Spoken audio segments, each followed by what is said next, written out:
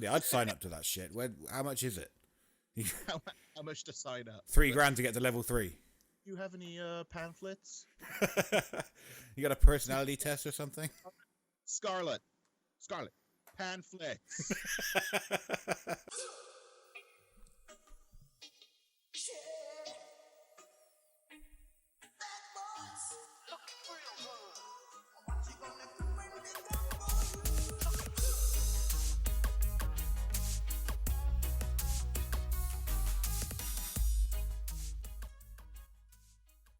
We're back. We are back. The boys are back once again. Mr. B, Daddy Buzzsaw. Yo, what's going on, my man? How you doing? Doing absolutely delightful. I am absolutely broken from the lack of sleep I've had. Why don't you sleep, man? No, who needs sleep these days, eh? Well, so not you.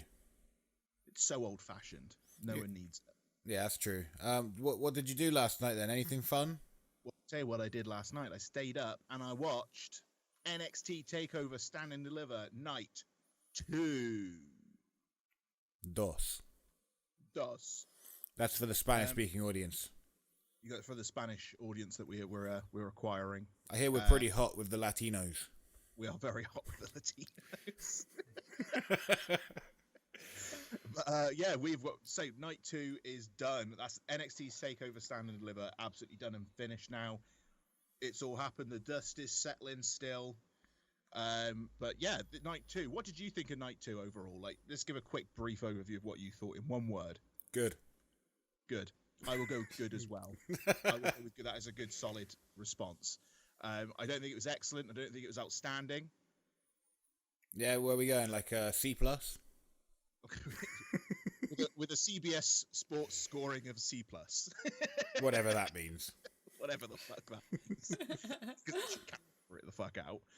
Did you watch the pre-show this time around? No, I forgot about the pre-show. No? Spud was on it. Yeah, I know. I might go back and watch that. It wasn't a bad little match, to be honest. You got Killian Dane's great. Yeah, big fella. Is fantastic. Like, there was a great little spot right at the beginning. Like Breezango got the tag, and he grabbed the guy that was just tagged out and just ripped him across the ring with one arm back to his corner, and then just fucking clubbed the other guy. It's fucking great little. It's just so simple, but it's great. Yeah, it does sound pretty good. Sounds like something I would do. But it was a number one contenders match for the NXT tag titles. So MSK, who won it in night 1, they will now face the winners of that match, which are Killian Dane and Drake Maverick. It was a decent little match for a pre-show. Well, who won? So it was, as I just said, Killian Dane and Drake Maverick. Oh, they won?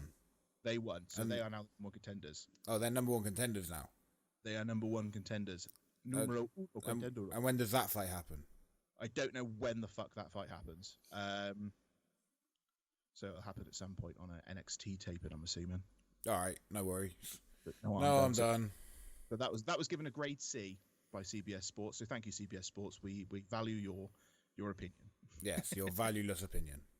Then we went into the Cruiserweight Championship match to crown the undisputed Cruiserweight champ. We had a Razor Ramon Shawn Michaels situation with Santos Escobar and Jordan Devlin.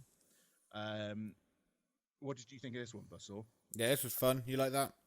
It was fun. It wasn't amazing. I definitely feel like the thing that ruined it for me was the fact that neither of them did a Shawn Michaels dive off the ladder. Lazy fuckers. And when Santos Escobar won, he didn't do a Razor Ramon on the top with the belts. Yeah, that would have been cool. I wanted a little bit of that. Yeah, no, I'm done. I'm trying to think about this match now. Yeah, it was all right. Escobar's a little bit lacking in, some of his stuff. He's not too crisp yet, and Devlin didn't really get a lot either. I felt like Devlin got jobbed out a lot of this match, and then Escobar went over clean. It was kind of like, okay, whatever. I was expecting something a little bit more screwy to happen. Yeah, because they had the guys come down and interfere, but then that didn't result in the finish. The finish was he knocked him off the ladder clean and then got the belts. And that him going over the top, getting knocked off that ladder to the outside, that brought a new meaning to shit canning someone out of the ring. Like, that was, I was like, fuck that. Yeah, man, I don't know what the fuck they were thinking. Nah, I'm all right, thanks. I called it as well that ladder was gimmicked. right as that lad was put in the corner, because you could see where they'd painted the wooden bits that they'd in the middle. The splintering ladder. It's like, why do they make, like, I don't know, because I don't think they ever used to make them out of like wood, or put the wood bit in the middle. No, that's just so they can break them. Like, it looks shit. It does look shit. I'd rather just stick it on a metal ladder. That would look sick. Yeah, because it splinters. Like, I don't need to have a breaking ladder. Like, that doesn't bother me at all. Yeah, get a table if you want a breakage. Great height onto a metal fucking ladder, onto the rungs, is enough pain to watch without them going through a bit of wood. Yeah, agreed. In fact, if anything, the wood makes it less hard. Yeah. So it looks less impact, especially when you can see that it was wood. The wood makes it less hard. It's like a painter's ladder. But yeah, so Santos Escobar is now the undisputed Cruiserweight champion. Yeah, well done. Good lad. That was given a grade B by CBS Sports for anyone that's interested. Grade B. Wow, okay. We're not going, I just want to make it clarify that we're not going by CBS Sports stuff. We've just got this up because it was the first one on the list in Google, and just so we can remember the matches, because we've got terrible memories. Drop a comment down below and let us know what you think of their shitty grading system. Yeah, let us know what you thought. Like, was that ladder match a grade B for you? Or was it a grade A, or a grade C, or a grade D, or a grade unmarked? Or was it a see me after class? Uh-oh. You never want one of those. One of them. Especially from Mr. Cobby. He was dodgy. Mr. Cobby. I remember, I'm trying to think of my teachers' names now. I remember my old headmaster when I was in primary school, Mr. Naylor. Was that really his name? Naylor? I hardly knew her. Jesus Christ. Next up, we had the Women's Tag Team Championship. So we had Shotzi and Ember Moon, the current champions, versus The Way, which is Indy Hartwell and Candice LeRae, who come in full elf in this entrance. She went full elf. Full goatee and everything. You never go full elf. She went full elf. Do you know what? I didn't realize how short Ember Moon was. Like, she was tiny. Like, she could barely see over the top rope. That's why she has that little tank. That's her real car. No, that's Shotzi. They come out in the same thing. They came out in the same thing, but that's Shotzi's. But Ember Moon, I didn't realize how short she was. She's tiny. But I'm really not that interested in Ember Moon. I find her really, really boring. I don't like her character. Everything that she does feels really forced. Like, she's good in the ring. Like, some of the stuff that she does in the ring is really interesting. Yeah, it's funny because I was thinking the same sort of thing. Is like with this tag team with her and Shotzi, it's like Shotzi's come out and doing her thing and being Shotzi Blackheart, and then Ember Moon's coming out and then also trying to be Shotzi Blackheart. Yeah, like, did you see the promo they cut earlier in the night before they went out in the match? No. Fuck, it's just Ember Moon did all the talking, and I was like, why did you make her do the talking? Because I always thought that she was really bad. Like, nothing seems genuine. It all seems really forced and like she's uncomfortable talking. So they don't have the woman talk. Oh, she needs to practice. Like, Shotzi's like filled with charisma, and she's so energetic. Have her do the fucking promo. It'd be so much more fun. I guess so, but maybe she just wants to have a little go at it, have a little try. Sometimes you've got to look at what your strengths and weaknesses are, and that's not one of her strengths. Yeah, I guess like, so. That fucking finisher is incredible, and like some of the shit she does in the ring is fucking great. Like, I'm not saying that she's a bad performer or anything like that, but I don't know, she just doesn't grab me, you know? Yeah, I guess so. Like, so that's my gripe with her. What about the other two? Indy Hartwell. I haven't seen these two before. Indy Hartwell, she hasn't really made a name for herself yet, I don't think. Like, she's doing the stuff with like Johnny Gargano, Candice LeRae, and all that, and Austin Theory. So it's giving her a bit more character work and that. So I think she will come into her own through this group, I think. Oh, I hope so. Which is probably why they've put her in that group, I think. But yeah, they're not really kind of like in sync yet, I don't think, Indy and Candice. So yeah, I think we just got to kind of wait for them to kind of grow a little bit more as a team. But like Shotzi and Ember Moon, they seem to work quite well together. That one fucking dive that Shotzi did to the outside, I thought she died. Well, they completely didn't catch her at all. She just shot straight through the middle. Into the barrier. I was like, oh god, she's dead. I was like, why did they even bump for that? They completely missed her. Oh, she's hit the floor. Oh, we'll also fall down. I also want to know as well how she got straight back up. Like, surely that would have been a point, like, stay the fuck down for a minute. I think that's just like an NXT thing, is that sometimes you just don't have to sell stuff. Sometimes you just haven't died. It doesn't. You don't have to sell that because we need to do the next spot. Don't sell that. Don't sell that. No. You're ruined if you sell that. But I was live tweeting all the way through this. Night. You and your live tweeting, man. It's like you're trying to get fucking mentioned on the screen or some shit. I know. It's what I want to do. I want to have like an MMA thing because they've got an MMA guy on the pre-show. Oh, they don't get us on the pre-show. It's a bald guy from MMA. Oh, okay. He's got cauliflower ears. Randy Couture. No, he's one of the commentators, I think. Oh, John Anik. I don't know if that's him. Forget it. Move on. Some bald guy though. Some bald guy. So right, I'm just trying to get my little tweets up here, and because I did comment on something at one point. But yeah, no, I think I just said I think Shotzi just died. I was like, she did. Oh, I hope not. But no, I'm done. You know what? I enjoyed that match. That was a decent little tag match, especially after the ladder match was full of like high spots and stuff. It was a good tag match to sort of bring the action back down a little bit. Yeah, it was. It wasn't not shitting on the match at all. It was a good match. I did enjoy that, and it was. I really enjoyed the close to that tag as well. I thought that was a really good closer. What was it? I can't remember. Can't remember exactly what it was, but I remember enjoying. Oh well, there you go then. I enjoyed that close. I think it was the. Oh yeah, because it was Ember Moon come off and did like a double stunner thing or something. Yeah, and then Shotzi did an all elbow senton off the top rope. Stiff. Like because you saw her, like she kind of like for a second. Just elbowed the girl. Yeah, she did the senton. I was like, oh god. Nice. Have some of that in the morning. Welcome to NXT, motherfucker. Welcome. And next we had the North American Championship match. We had Johnny Gargano and Bronson Reed. Oh, Bronson Reed, like his name. His name, it sounds familiar. Very attractive. Very arousing. But I fucking love Bronson Reed. Now he lost this match. Yeah, that was good, wasn't it? You know what? This whole match was the fucking Bronson Reed show. There was times that I forgot Johnny Gargano was even in the match. I was just like, Bronson Reed is just fucking doing everything here and looking amazing. And then, just beat him clean. That's cool.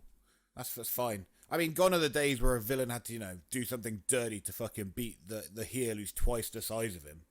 Yeah, he had like Austin Theory jump in maybe once or twice before Bronson took them both out. But I don't know. I really enjoyed the match, and I thought Bronson Reed looked fucking fantastic. But Johnny Gargano, I'm just bored of him. I just feel like he has creative control at this point. It's like, we'll do all your spots, and then I'll just go over clean. Oh, okay. What's your finish, Bronson Reed? Oh, well, I do. Can't wait to kick out of that. Fuck you. Like, I just don't know. I just genuinely can't get behind the bloke, Johnny Gargano. I've always tried, and I'm not saying he's bad. Like, he knows what he's doing, and he does some cool stuff. But that's it. I liked his blue eye work. I liked him as a blue eye. All this villain stuff, it doesn't suit him. He doesn't look like a villain. He looks like a chipmunk, and you can't hate a chipmunk. He does look like a chipmunk. That is a great description of this guy.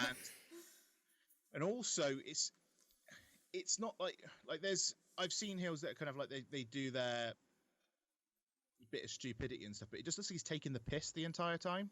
It does, especially when you're going against someone like Bronson Reed. You should at least be a little bit intimidated.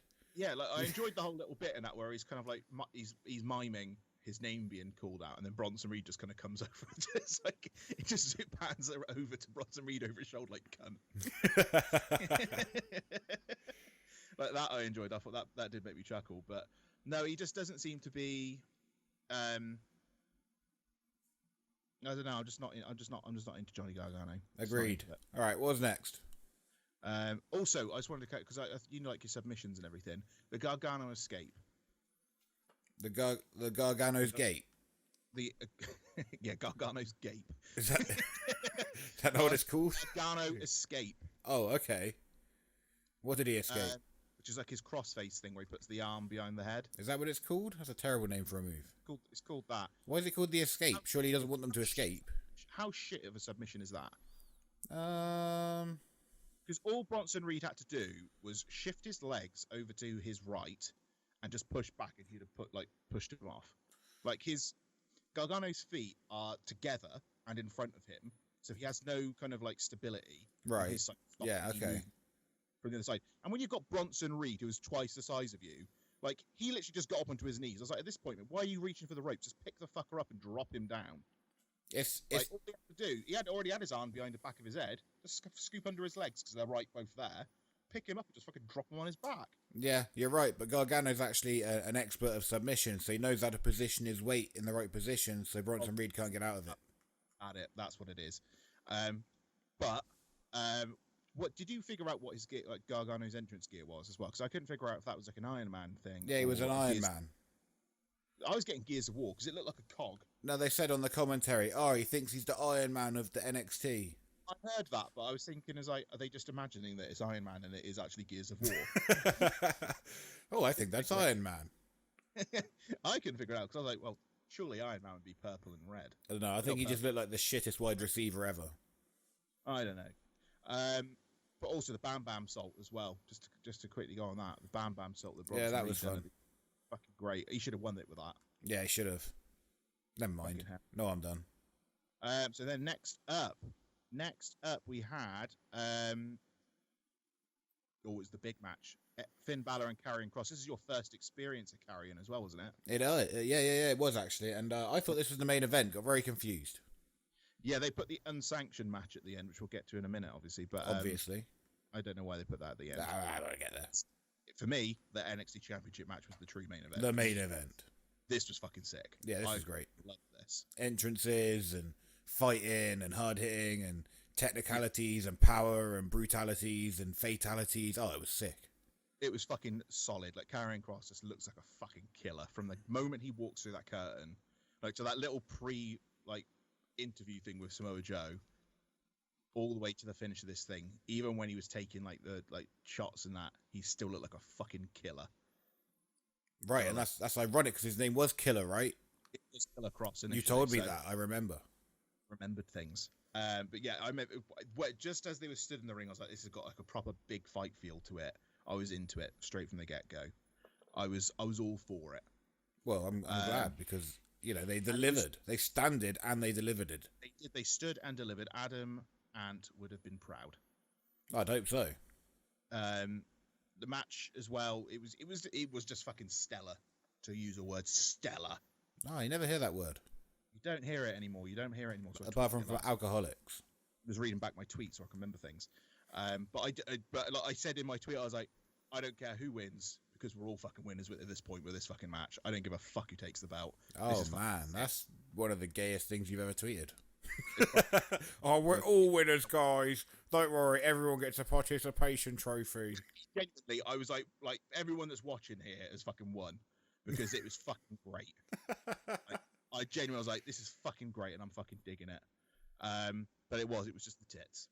The tits, and how close are those tits to falling out? Those tits. She did. You know what? Right at the entrance, I saw her kind of like look down and go, oh. Yeah, and then for the rest of that, Oracle's the one who pointed it out to me. She's staring at the tits the whole time. I was like, broken character. Yeah, Your modesty, darling. Oh, they keep coming out, darling. Oh, get back in there. Terrible outfit choice. If you put some straps on it, I don't know. Just make it easier for yourself. Yeah, poor girl. No, I'm done.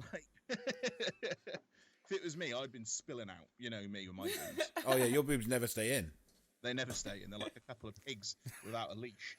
It's like me and my singlet. Like I always try and cover up the nips, but they never stay covered. Nip slip every day. That's right. I'm the king of nip slips. King of nip slips. Put that on a t-shirt. But we got there was another promo with the dog. Got excited about the dog again. Of course. God, I keep looking at myself and I look so fucking haggard. Look at the state of me. Yep, you look disgusting. You are like my sleep has gotten so terrible. Then we had another promo with the Santos Escobar as well. I enjoyed that. And again, Legado del Fantasma. Fun to say. It's fun to say. Super fun. Yeah, I think I skipped that though. Well, are we on who won that match? Karrion Kross, right? Kross is your new NXT champion. Big elbow to the back of the head. Big elbows to the back of the head. How brutal is that? They don't even let that in UFC. In UFC, they'd be like, oh, DQ, can't do that. WWE, whoo, that's the real shit right there. Oh, yeah. And then next up, we had the unsanctioned match, which I thought was a complete and utter fucking letdown. Oh, did you? I was bored. It was like no different to a normal NXT main event with like Gargano and like Tommaso Ciampa. Everyone was like, oh, it reminds me of those matches. Like, yeah, because it pretty much is. Like, what is unsanctioned about this? Yeah, there's nothing unsanctioned. Oh, the referee's not wearing a stripy shirt, therefore it's an unsanctioned match. And they've got black ropes. Oh, must be unsanctioned. Yeah, it's kind of silly, really. I thought they could have probably opened with this match. Yeah, they got it out of the way. Karrion Kross should have closed the show. So, do you know these guys? Because I don't really know who they are. Obviously, they come from like the Indies, right? And they're like best friends, and now they're in NXT. But I don't know any of that shit. Do you know them? So they've come up together. When they come into WWE, NXT, they jumped someone at the end of a match, and they performed the Undisputed Era. Okay. Roderick Strong joined later on, but it was initially Kyle O'Reilly, Adam Cole, and Bobby Fish. They was in like ROH and everything together. Okay. I don't know the full history of this and that, so I'm not going to go into too much detail because I'll just make a fool of myself. But I know roughly where they've come from. Right. This is what I'm... Red Dragon as well at some point. I think it was like Kyle O'Reilly and Bobby Fish. They're called Red Dragon, I think. This is what I was thinking, is maybe the people that have followed these guys for however long they've been doing this for, maybe they enjoyed this match a lot more than I did, because I really couldn't like get into it. Yeah, like don't get me wrong, I don't think it was a bad match, but I don't know why it was called unsanctioned. It's like if it was unsanctioned and that, and NXT weren't liable for anything, cut one of their hands off. Yeah, bring a knife. If you really don't like him, bring a fucking gun. It's all shit. Like, I almost feel like as well, because if they've signed this contract that says unsanctioned, NXT aren't liable for any of this, I would have said like let them fucking just get some blood, like fucking blade and shit. Like make it fucking epic. Like there's so much more they could have done. Yeah, that was fucking interesting. It was a lot. No, carry on. Like it was lacking of anything real. Like when you look at the old unsanctioned matches, like Triple H, Shawn Michaels at SummerSlam 2002. Yeah. Like how much that felt more unsanctioned. Like that felt like a fucking brawl. Do you know what I mean? This one just felt like two mates that piss at each other and was like, let's have a fucking fight then. I guess so, but not even that. It was far too planned out for me. Is the problem I had with it. Was when you watch, like you say, when you watch those older unsanctioned matches, like the Bret Hart Stone Cold I Quit match is one I love, and they don't plan out every fucking little bit they're gonna do. I was watching this match and it was like, okay, we're gonna do this spot, and then there's no work in between. They're like, okay, now we're going to the next spot. Okay, but now we're going to the next spot, and there's no work in between, and that's where I lose interest, because I'm like, well, you're not working a match, you're just fucking doing the things that you remembered to fucking plan. Yeah. And I lose interest when people do matches that way, and especially this match was like fucking half an hour long or something. So I the whole way through, I was just like, okay, is this to finish? Too long. Yeah. It was too long. I feel like if they did that shorter, and for the opener, more impactful as well, and made it brutal, so it was a proper like horrendous finish. It's like, fuck, I can't believe you just done that. Yeah, that would have been better. Yeah. Like, and then put Karrion Kross and Finn Balor on at the end, who had an absolutely incredible match. Yeah, that would have. That's how I would have done it. If we were the bookers, give us the power. Around. But I appreciate that match should have been towards the end of the card. But I don't think it should have been the closer to the show. I would have opened with it. I would have opened with it and had it short and impactful, and it would have been great to bring the crowd up with. Yeah, but yeah, like I don't dislike Kyle O'Reilly or Adam Cole. Like I don't think they're bad wrestlers at all. Like they've had some really, really fucking good matches in NXT. But and I'm not saying that the match itself was bad. Like it had some interesting little bits in it and moments. But I don't understand why it had to be called unsanctioned. If it was, they should have done more with that stipulation to make it seem a little bit more dangerous. Like them going through the entrance ramp, that's just bad health and safety. Very bad health and safety. Someone could have fallen through that all night. NXT should have been liable for that. Absolutely. Fine. Fell straight through. They went straight through that way too easy. And then he just broke down the side of the thing as well. Yeah, man, these guys are crazy. But yeah, like that referee as well. Why do they keep putting that referee in the fucking main event? I don't. He's so bad. His reactions to everything. It's like, I you're not meant to sell it, mate. The fucking wrestlers are meant to sell it. You're just meant to be in the fucking background so no one can see your fucking face. Yeah, no, like, I understand, like, that referees, they do, like, react to the moves and everything like that. And I think that kind of adds a little bit to it. But when you're doing it so much, and then you just come over and it's like, he was saying, you don't need to do this. You don't need to. Why are you getting involved? This is unsanctioned. All you need to do, the only reason you are there is to count a 1, 2, 3. Yeah, and you shouldn't even really be there for that. Doesn't even make sense. And watch, mate. Why are you getting involved? Because I never understood that with referees. And when it's in these like Hell in a Cell matches and everything like that, and the referee's trying to get involved and say, "Don't do it anymore. Stop doing it." And it's like, who the fuck are you? You're an impartial fucking person that's there. Like you were there just to count the finish. I know, right? Could you imagine in football, the guy's like, "Oh, come on, man, don't score another goal." Yeah. Under 15 points. Fucking referees. Yeah, that referee. I watched him a lot closer last night after what you said. I've always noticed that he's definitely a little bit more there, but I watched him last night. And he was really annoying me. He's just very expressive, and he just needs subtlety. Is what referees need. Subtlety, and this he sells like a wrestler. He's selling like a pantomime dame. A pantomime dame. He's like, ooh. Ooh. That's exactly what he's like. Oh, you hit him with a chair! When he took the bump as well, that was like his fucking favourite moment of his life. I know, that. Like, when he had him just smashed inside the face. That was horrible, because you saw him, like, his whole body, like, that wasn't a sell, that was a reaction. That's like, proper, like, ooh. It's the one time he could sell something. Fucking. I know. Involuntary body spasm. But no, overall though, I thought it was a really good 2 nights of NXT wrestling. 2 nights. It was really good. Like, it had its ups and downs and all that stuff. Shout out Simon Miller. That's Simon. Is that a Simon Miller thing? It's ups and downs, yeah. So, oh yeah, I watch his shit, ups and downs. Yeah, I get it. Miller, you Simon, you. I see my finger, but I'm pointing at you, bro. He don't watch this shit.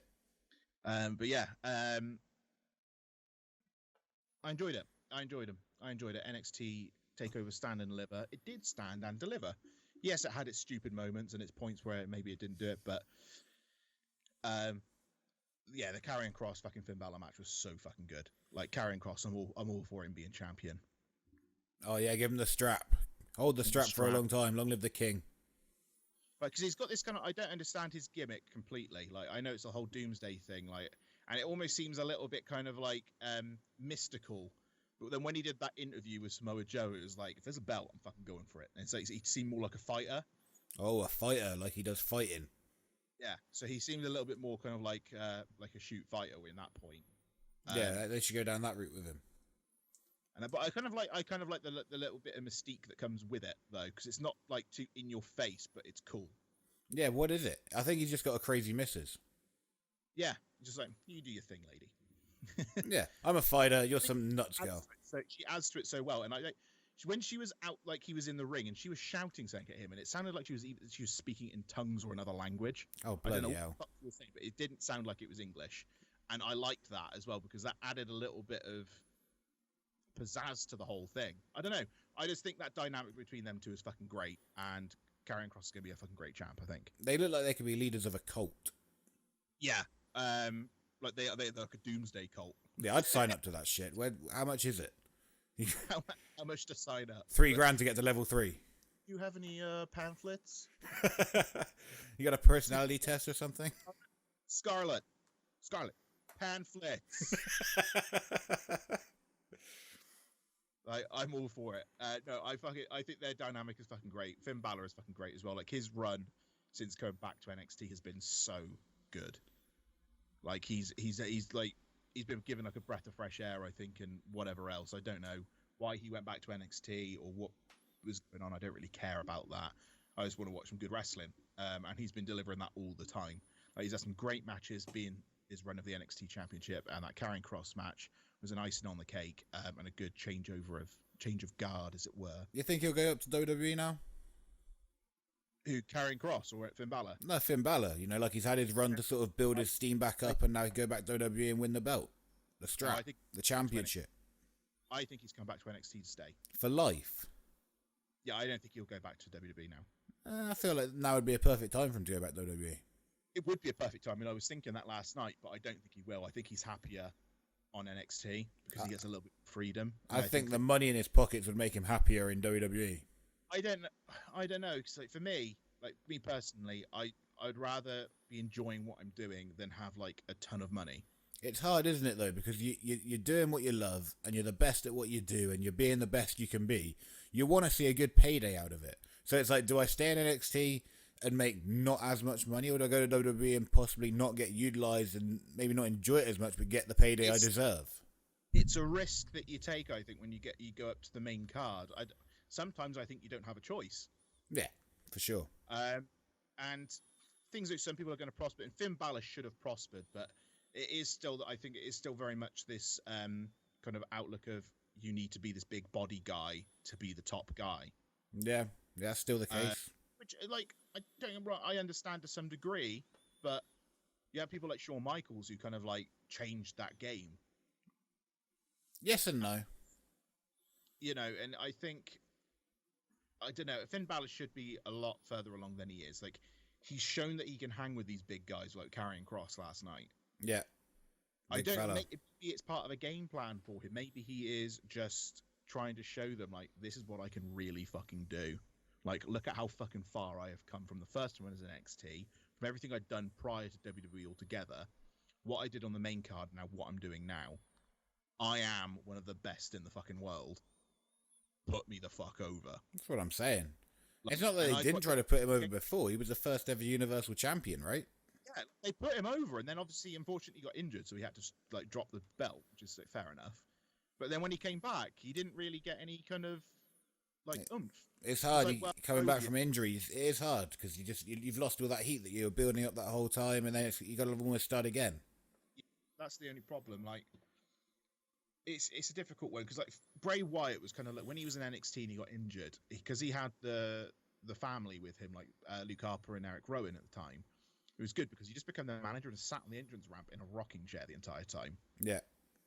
Like, that was a great way. So he still stayed fully relevant. Nobody forgot about him. And people just learned to get to know the character a bit more. Yeah, that's right, man. That's how Bo Peep got over. And I think that's what Samoa Joe's doing at the moment. Like, that's why he's doing commentary, because he's injured. Well, just chilling at the side, just being like, yo, what up? I'm Samoa Joe. How's it going? He comes back wrestling, though, because he's so fucking good. Yeah, he was okay. Not as good as me, but it's fine. It's fine. He can have my job. I don't care. I'm not bitter. I don't give a shit. Fuck you. You sound a little bitter, dude. Bitter as coffee. Okay, we'll move on. Yeah, let's move on. But no, that was night 2 of NXT Takeover Stand and Deliver. You will have what's the time now? 1:45. So this will probably go up after the session now. The session. Watch the session. Watch the review. Watch the review. Watch the session. It's all good. Yeah, we've got session 9 of the podcast sessions. So number 10, just the 3 of us. Where it is just literally the 3 of us. Happy days. Buzzsaw and Big Oracle. There she is. The chunkster. Always calling me big. Like big, like strong. Oh, okay. Like the Hulk. Oh, yeah. Like a miniature Hulk. But yeah, so we've got the podcast sessions going up today at 2 p.m, which is probably already aired at this point. Then you're watching this, but watch that as well, guys. If you're watching this first, go check that out. Leave us a like and a sub and all that good stuff. But yeah, let us know what you thought of night 2 of NXT Takeover Stand and Deliver. And don't forget, just give us one of those cheeky little likes. Give us a subscribe. Hit that bell notification icon and let us know. So you'll be notified whenever any content of ours comes up. And give us a comment. Let us know what you thought of the NXT Takeover. And we'll be back on Sunday and Monday with night 1 and 2 of the WrestleMania. WrestleMania, the Pirate Mania. Oh, looking forward to this one. WrestleMania. Steve the Pirate Scurvy. Yeah, so Steve join the us Pirate? for WrestleMania roundups as we do night 1 and night 2. Same kind of format as what we've done today. So it's just us shooting shit. But yeah, join us, guys. We'll see you next time. See you then, guys. See ya. Peace. One love.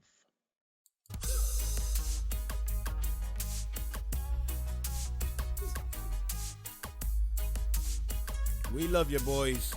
Go out and be the best you can be today.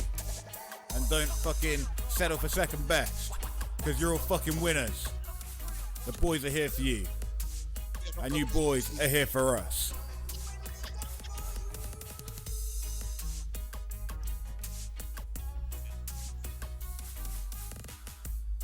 I can't hear anything you're saying now. It's completely cut you out. No, I'm done.